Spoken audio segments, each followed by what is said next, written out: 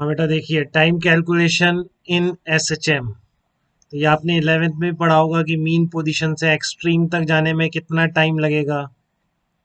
ठीक है, तो बिल्कुल उसी तरह से जैसे पढ़ा था यहाँ पर भी आप करंट की मैक्सिमम वैल्यू से आधी वैल्यू होने में कितना टाइम लगेगा, क्योंकि हमें मेनली पढ़नी है साइन साइन वेव वाली ऑल्टरनेटिंग करंट ही है। तो एक बार हम ये देख लेते हैं कि जीरो पे था, मान लीजिए टी इक्वल टू जीरो पर ऐसे पढ़ते थे आप डिस्प्लेसमेंट।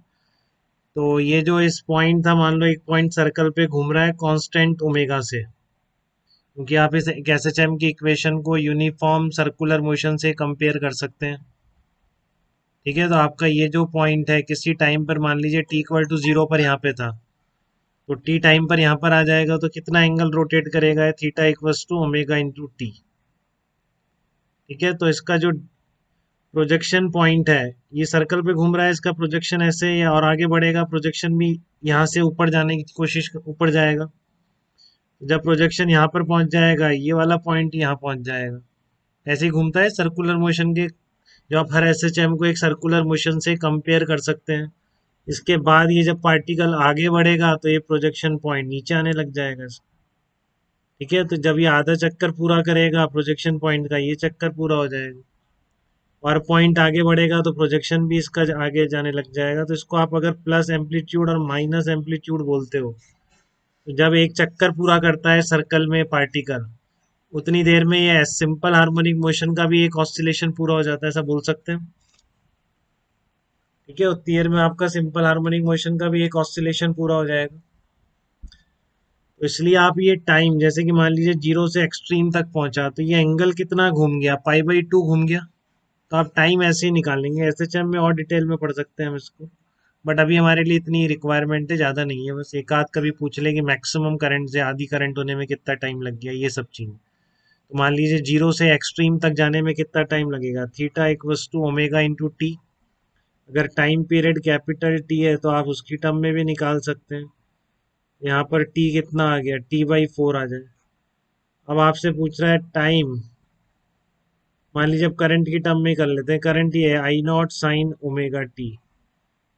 ठीक है, तो आपसे पूछा है कि टी इक्वल टू जीरो पर, let at T equals to zero, current zero थी इसलिए इक्वेशन आ रही है, तो at T equals to T by twelve current की वैल्यू कितनी होगी।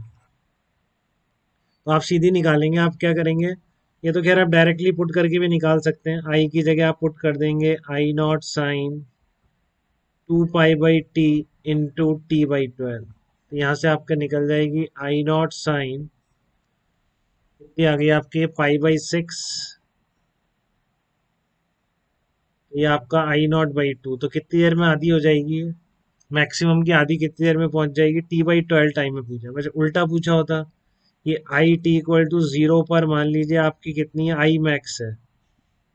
ठीक है, आई मैक्स है, तो आपकी टी इक्वल्स टू, ये आई मैक्स बाई टू कितने टाइम पर हो जाएगी, आई मैक्स बाई टू तक होने में कितना टाइम लगेगा। तो आप सर्कल पे देख लीजिए आई मैक्स का मतलब कहाँ पर है, इस तरह का घूम रहा है, पार्टिकल आई मैक्स पर है, तो टी इक्वल टू जीरो आपका ये हो गया। ठीक है, तो आई मैक्स बाई टू अगर होगी तो ये निकाल लीजिए एंगल कितना होगा, ये थीटा कितना हो जाएगा। देखो आई मैक्स से आई मैक्स बाई टू का टाइम निकालना है आप। ठीक है ना, तो ये एंगल आपको निकालना पड़ेगा फाई। तो पहले थीटा निकाल लें, क्योंकि ये जो डिस्टेंस है ये तो आई मैक्स होती है, जो रेडियस होती है सर्कल में, एसएचएम का जो सर्कल होता है, इसमें जो रेडियस होती है किसके बराबर होती है, एम्पलीट्यूड के बराबर होती है बेटा। ठीक है ना, तो इसलिए ये आई मैक्स, ये आपकी लेंथ जो है रेडियस की आई मैक्स के बराबर हो जाएगी। तो ये जो वाई डिस्टेंस है, ये आपकी कितनी है, आई मैक्स बाई टू, क्योंकि यही वैल्यू होती है यहाँ पर। ये वैल्यू आपकी यहाँ से यहाँ तक आई मैक्स है, तो I max by two Y की वैल्यू होगी। तो ये किसके बराबर होगा, I max into sine theta. तो थीटा कितना आ गया, देखो पाई बाई सिक्स थर्टी आ रहा है। ठीक है, तो ये फाई कितना आ जाएगा, ये अगर थर्टी होगा तो फाई की वैल्यू आ जाएगी 60 डिग्री, मतलब पाई बाई थ्री। तो अगर आई मैक्स से आई मैक्स बाई टू तक का टाइम पूछा है करंट के होने का, तो मतलब आप ये देख लो ये कितना सर्कल घूमेगा। ठीक है ना, क्योंकि हर साइन फंक्शन को आप टाइम निकालने के लिए ऐसे सर्कल से रिप्लेस कर सकते हैं बेटा। अगर यहाँ पे मतलब इक्वेशन क्या होगी, I max cos omega T, T equal to 0 पर मैक्सिमम है। तो हमको इक्वेशन से मतलब नहीं, आई मैक्स से आई मैक्स बाई टू का निकालना है। आप तो ये देखेंगे एंगल कितना घूम गया। तो आई मैक्स बाई टू का मतलब ये वाली लेंथ है, तो ये थीटा निकल आएगा यहाँ से 30 डिग्री, तो फाई आ गया पाई बाई थ्री।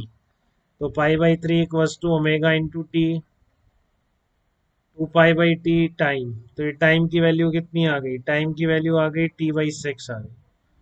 तो t/6 टाइम लगेगा इसको 60 डिग्री एंगल घूमने में। ठीक है ना, सारा कहाँ से लिखा है मैंने, सिंपल एक सर्कल से, इसकी बजाय कि आप ट्रिग्नोमेट्री इक्वेशन सॉल्व करें। ठीक है, आप ये देख लीजिए मैक्सिमम से 1/4 1/8 करंट होने में कितना टाइम लगेगा। आप ये एंगल कितना रोटेट कर रहा है सर्कल पे, उससे आप टाइम निकाल देंगे। बाकी ऐसे और भी क्वेश्चन है हम एसएचएम में करेंगे। ठीक है, बट इतना बेसिक आना चाहिए आपको, जीरो से आधी होने में कितना टाइम लगा, तो जीरो से आधी होने में कितना एंगल घूम जाएगा वो निकाल लीजिए।